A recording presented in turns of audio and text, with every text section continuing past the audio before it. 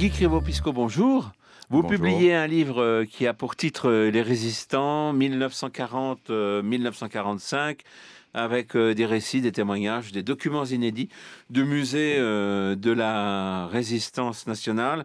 D'ailleurs, vous êtes vous-même le directeur du musée de la Résistance nationale qui se trouve à Champigny-sur-Marne.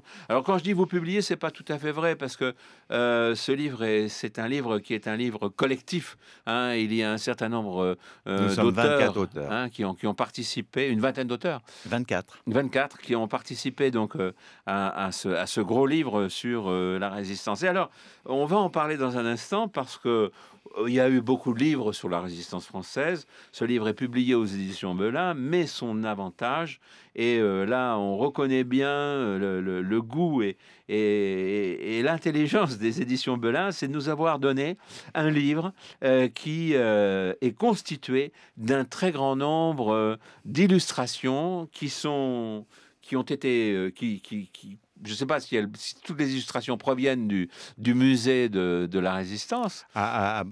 Plus de 90%, À plus de 90%. les documents sont issus des collections conservées par le musée. Et alors, c'était des documents qui vous avaient été donnés par les résistants ou que vous aviez récupérés au fur et à mesure? Oui, ces documents, depuis 1965, sont collectés par le musée.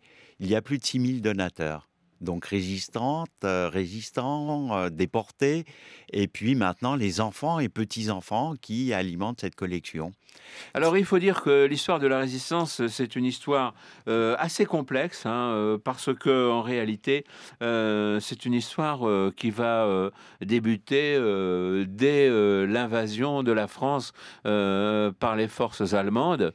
Et dès 1939, très rapidement, il va y avoir des gens qui vont entrer donc en résistance. J'imagine que c'est pas une chose qui va d'abord toucher tout le monde, évidemment, mais entrer en résistance, connaissant le poids de l'ennemi de l'époque, bien sûr. Et puis d'autant que cet ennemi a annoncé la couleur. Oui. Un des tout premiers documents, c'est l'ordonnance du droit pénal allemand qui est publiée en affiche dès le 10 mai 1940, c'est-à-dire le jour de l'invasion du territoire par les troupes allemandes. Les Allemands ont préparé une grande affiche qui indique tout ce qui est interdit. La première chose, il ne faut pas aider les prisonniers de guerre. La deuxième chose, il ne faut pas manifester, se rassembler. Troisième chose, interdit de faire grève. Quatrièmement, interdit d'écouter autre chose que les radios officielles autorisées, en particulier la radio allemande. Et surtout, d'écrire, de propager des informations, des nouvelles par voie de tracts et de rassemblements. Autrement dire, peu de choses. Peu de choses. Et C'est-à-dire donc, peu de choses. il faut donc un grand courage à ce moment-là. Il faut un grand courage et surtout, je pense, avoir eu dans son éducation deux choses. C'est d'abord avoir appris à désobéir.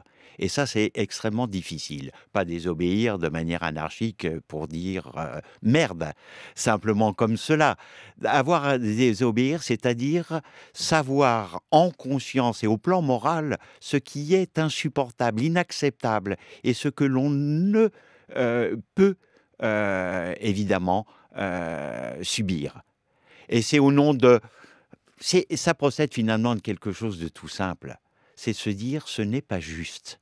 Et à partir de cette simple réflexion, ce n'est pas juste, on entre en résistance. Mais alors là, on retrouve un très grand nombre de gens et d'intérêts extrêmement d'intérêts différents parce que en fait, il y a les femmes n'ont pas le droit de voter à l'époque. Les femmes jeunes n'ont pas non plus. Les jeunes non plus. Et Les immigrés, les coloniaux, l'histoire d'Adiba, ce tirailleur sénégalais qui... s'étant évadé, se retrouve dans la région d'Épinal et va être l'organisateur certainement du tout premier maquis de France. Et alors, des hommes et des femmes qui viennent de tous horizons. De tous les milieux. Hein. Tous les milieux sociaux, de tous les horizons, de toutes les confessions, et qui Et c'est ça qui est extraordinaire, vont apprendre à se reconnaître, apprendre à se respecter et apprendre à construire quelque chose ensemble. Mais quelque chose qui était à inventer. Rien dans l'histoire nationale, aucune situation n'était comparable dans Alors, l'histoire nationale. justement, on a la guerre de 39, septembre, bon, l'invasion, l'arrivée allemande, après il y a la ligne de démarcation, etc. Et puis il y a l'appel du 18 juin 40 du général de Gaulle. Au moment de cet appel, peu l'entendre, on l'a dit. Très peu, très Hein. très peu. Bah, encore fallait-il avoir un poste de radio. Mmh. Et nombre de familles n'avaient pas de poste de radio avant-guerre. Et puis 10 millions de Français étaient sur les routes. Et donc ne pouvaient pas entendre à proximité cet appel. Pour autant, il est essentiel dans l'histoire de la résistance. Mais alors, toute cette question que je vous pose, enfin, cette petite assertion et cette parenthèse, c'est simplement pour dire comment, justement, comment on peut constituer un réseau? Parce que je suis résistant immédiatement. Bon, supposons, j'écoute le général de Gaulle ou je vois l'arrivée des troupes allemandes et à ce moment-là, je me dis, bon, je vais résister. Mais je ne peux pas résister seul. Non. Alors, certains vont commencer tout seuls. Certains vont commencer tout seuls. Mais très rapidement, effectivement, faire ce constat que ça ne peut pas être très efficace et ça ne peut pas être un projet d'avenir. Et donc, les contacts vont se réaliser dans les bureaux, enfin, dans le monde du travail, le voisinage, à l'église. On teste, Mais en même temps, il ne faut pas en parler. mais on teste le voisin à travers des conversations anodines sur le fait qu'on manque de charbon, que l'on manque de pain, que le temps est mauvais, des allusions. Quelque part, entrer en contact avec l'autre à la manière d'une complicité. Et puis, petit à petit, rencontrer l'autre et se dire qu'il faut faire quelque chose. Mais souvent, c'est le hasard qui préside à ces rencontres. Je prends toujours cet exemple de Françoise Leclerc, une très grande bourgeoise, mariée à un fils Prouveau, donc les grandes industries Oui, grandes textiles industriels, du Nord. Françoise Leclerc a besoin d'être opérée de la vésicule biliaire. Elle annonce qu'elle va se faire opérer par le médecin, le docteur Lebovici. Son médecin lui dit, mais n'avez-vous pas peur d'être arrêté durant l'opération ? Que votre médecin soit arrêté durant l'opération. Elle enregistre et l'opération se passe très bien et à la fin de l'opération, elle dit au docteur « Ma maison est la vôtre, ainsi que pour vos amis ». Mais Françoise Leclerc avait un confesseur qui était le père Jacques, ce carme des chaumes d'Avon qui va partir en déportation avec les enfants qu'il protégeait, enfants Alors, ce qui juifs. pouvait arriver justement, c'est que on arrivait tant bien que mal à monter un réseau, à rencontrer des gens qui pensaient comme vous, mais il arrivait aussi, donc parce qu'on vivait aussi dans la peur, ce qu'on faisait c'était interdit, et donc ce qui pouvait arriver, c'était qu'un réseau était démantelé, et à partir du moment où un réseau était démantelé, qu'on appartenait à ce réseau, il fallait d'abord savoir jusqu'où ça pouvait aller, et peut-être aussi, dans ces cas-là, retrouver un autre réseau, ce qui n'était pas une chose évidente, j'imagine. Mais là aussi, le hasard. Prends l'histoire de Germaine Villard, qui, jeune militante socialiste avant-guerre, jeune étudiante qui sera agrégée d'histoire, va entrer en résistance au sein du Parti communiste. Son contact est coupé. Pour payer ses études, elle est jeune fille des PTT. Son chef de bureau a remarqué que cette jeune fille était impertinente et que peut-être avec elle, il pourrait faire quelque chose. Elle est contactée par ce chef de bureau, de son bureau de poste, elle accepte et elle va continuer toute la résistance au sein d'un réseau certainement anglais à porter des messages. Elle dira qu'elle a beaucoup fait de vélo durant cette période. Ah, dites-moi, c'est une époque où, finalement, les faussaires ont eu, et voilà les pages que je cherchais, les faussaires, ont connu, des de belles heures et où, finalement, et bien, être faussaire, c'était pour la bonne cause. Ah, Non seulement c'est ah ben, il y a les en pages plus, là, hein, là, qui c'est sont l'histoire extraordinaire d'Oskar Rozowski, ce jeune, lycéen niçois qui, pour sauver sa mère, du camp de Rivesaltes, va, voler à la préfecture, à la fois des caractères, des tampons, les imiter et va obtenir la libération de sa mère. Évidemment, après ce coup formidable, ils doivent tous les 2 se protéger. Ils arrivent au Chambon-sur-Lignon et comme il avait commencé à pour sa maman, il va mettre ses talents au service de tous ceux qui en ont besoin sur ce plateau, du Vivarais.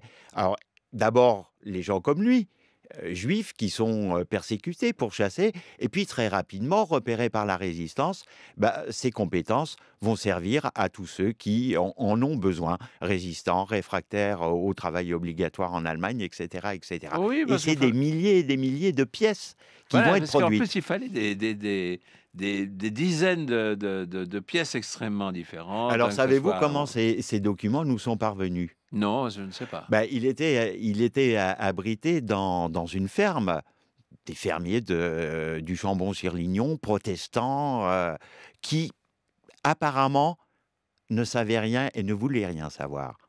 En 44, printemps 44, la milice se fait pressante et dangereuse dans la région. Le père l'héritier qui les abritait vient voir Oscar et lui dit: «J'ai libéré une ruche, planquez tout dans cette ruche». Et comme ça, on a pu retrouver tous ces documents. Jamais un milicien n'est venu mettre sa main dans les ruches Ruche. pour chercher Ah oui, oui, les outils et les papiers du faussaire. combien de personnes ont pu, à ce moment-là, s'enrôler, si le mot n'est pas, si le mot est juste, dans la résistance, rejoindre la résistance, disons plus justement? On va dire de dizaines de milliers à plusieurs centaines de milliers. Dizaines de milliers La fourchette est enrôlés, large. engagés réellement dans des mouvements, des réseaux, dans l'action. Et puis des centaines de milliers, je vous parlais de ce père l'héritier, ce paysan protestant du plateau Vivarais. Il n'aura jamais de carte de résistant. Mais durant 4 ans, il va couvrir et permettre toutes les activités de résistance. Et ils sont des centaines et des centaines de milliers comme lui. Dire c'est souvent des toutes petites choses qui vont permettre, d'organiser donc, cette résistance, hein. C'est des petites choses, très, très simplement. Simplement distribuer un tract, c'est pas grand-chose. Mais des tracts, il y en aura des centaines de millions. Ceux produits par les mouvements de résistance, mais aussi ceux Et produits par les Alliés oui, et oui, parachutés sur la France. Mais encore faut-il que, pour le tract qu'ils parvienne directement, parviennent à la aux voisins, population. à la population. Et il faut là des petites mains pour distribuer ces tracts. C'est pas grand-chose. Mais s'il n'y avait pas eu ces petites mains pour distribuer ces centaines de millions d'imprimés qui apportaient une parole autre, libre, la résistance n'aurait pas existé. Alors, dites-moi, Guy, Crivopisco, je disais tout à l'heure que vous étiez directeur du musée, de la Résistance nationale de Champigny-sur-Marne. C'est donc un musée que vous connaissez bien, un musée, qui vous tient à cœur, hein. Vous voyez, j'imagine, un très grand nombre, de visiteurs et de jeunes aussi. Comment les jeunes réagissent-ils quand ils voient toutes ces collections de documents, de photos, et qui sont donc exposés dans votre musée? Mais écoutez, ce qui est extraordinaire, c'est qu'en général, ils ne savent rien de cette période.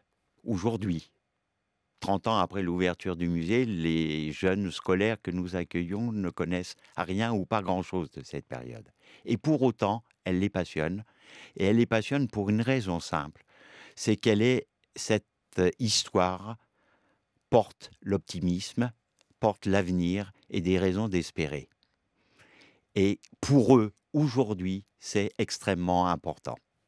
Merci beaucoup pour ce livre, avec tous ceux qui ont collaboré à cet ouvrage, Gris, Krivopisco. Donc, Les Résistants, récits, témoignages et documents inédits du Musée de la Résistance nationale, 40-45, un livre publié aux éditions Belin. Merci beaucoup. Merci.